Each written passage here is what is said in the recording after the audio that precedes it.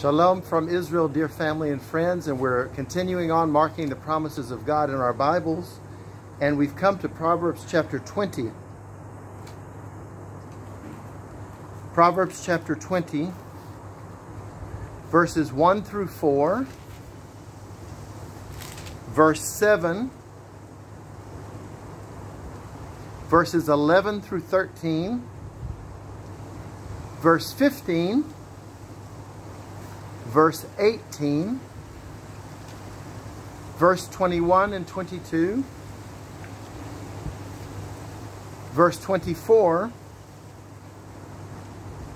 and then verses 27 through 30 through the end of the chapter.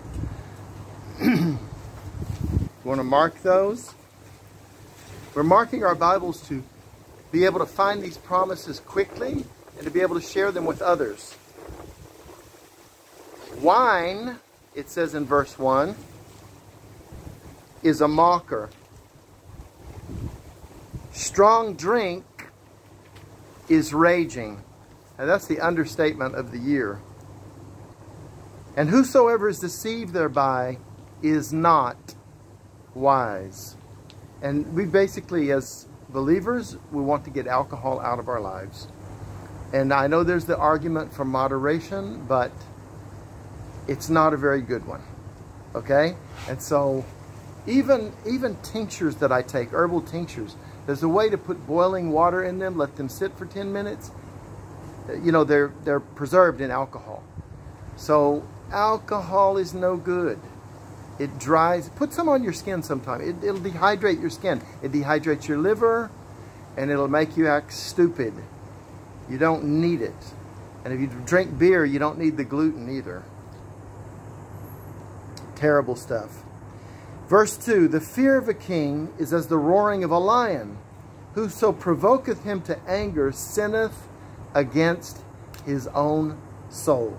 And here's a negative promise. You want to be in a world of hurt? Provoke the king. And the worst person you can ever provoke is the King of Kings. Verse number 3, it is an honor for a man to cease from strife, but every fool will be meddling. Verse 4, the sluggard will not plow by reason of the cold. Therefore shall he beg in harvest and have nothing. Cold, I identify with that today. Today is a very cold day here in Israel. You can get everybody warm just about except for your feet. Verse 7, the just man walketh in his integrity. His children are blessed after him. And if you walk in integrity, if you are one that promotes the gospel of the Messiah of Israel, Yeshua, Jesus of Nazareth, his sacrificial, substitutionary death and resurrection to be the Passover lamb, if you promote that, if you walk in that integrity, your children will be blessed after you. Amen. Let's skip down to the promise found in verse number 11. Even a child is known by his doings, whether his work be pure and whether it be right. The hearing ear and the seeing eye, the Lord hath made, even both of them, the Lord Adonai Yahweh. We are not a product of evolution. The intricacy of the eye and of the ear, and I'm a student of the eyes. The eyes fascinate me. You know, the brain is the most complicated structure in the physical universe, and your eye is a part of your brain on stalks coming out to see the world. The eye is amazing. I love studying the eye. And the ear. I don't know if you remember studying about the anvil and the stirrup and the hammer and the way the ear vibrates and interprets these vibrations we put through the air, and it links them up to a code in your mind to where that we understand one another. The one who made the eye and the one who made the ear is our awesome God. He has made both of those, and he's made everything else. Through him were all things made, and without him was not anything made that was made. He is the creator. Verse 15, there is gold and a multitude of rubies, but the lips of knowledge are a precious jewel.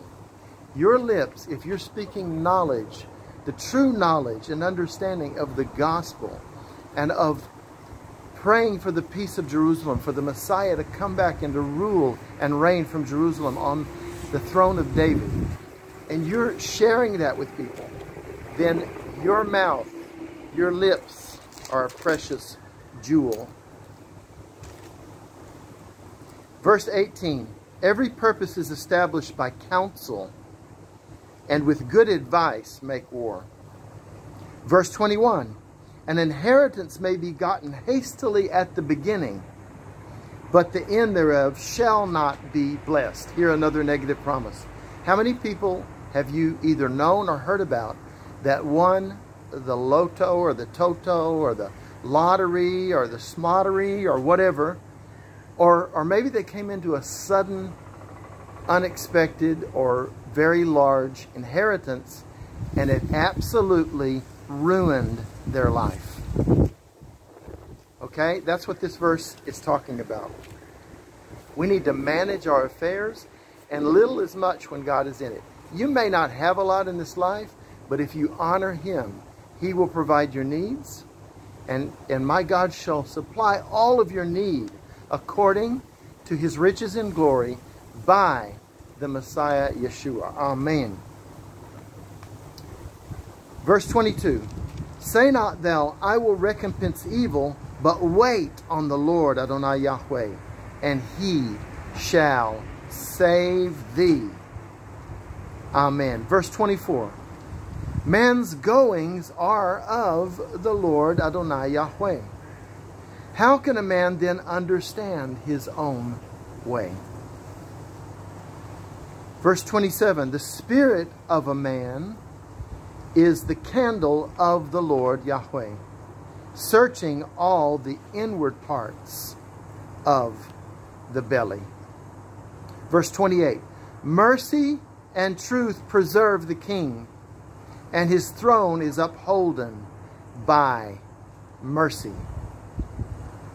Verse 29, the glory of young men is their strength, and the beauty of old men is the gray head. And our last verse, number 30, and it's a good thing because it's getting really dark. Wow, it gets dark so early here right now. Verse 30, the blueness of a wound cleanseth away evil.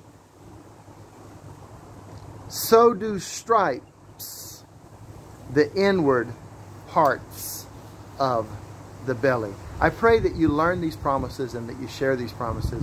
God bless you, and shalom from Israel. Love you so much. Hugs and kisses, and until next time, pray for the peace of Jerusalem.